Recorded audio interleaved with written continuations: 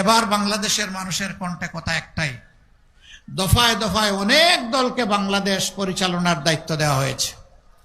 আপনারা যা করেছেন আমরা দেখেছি, কেউ কেউ এখন যা করছেন তাও আমরা দেখছি।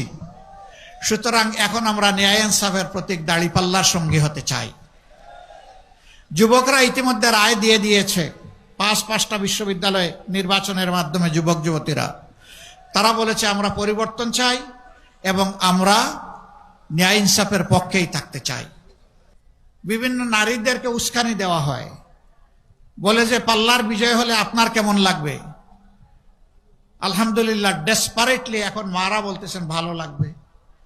আপনি কারে সমর্থন করেন? কয় আমি পাল্লারে সমর্থন করি।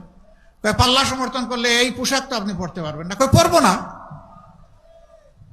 তখন পোশাক যেমন হওয়া দরকার তেমন পরবো। আপনি পোশাকও পরবেন না, এই পাল্লা কেন বিজয়ী হবে? কয় যে আমি চাই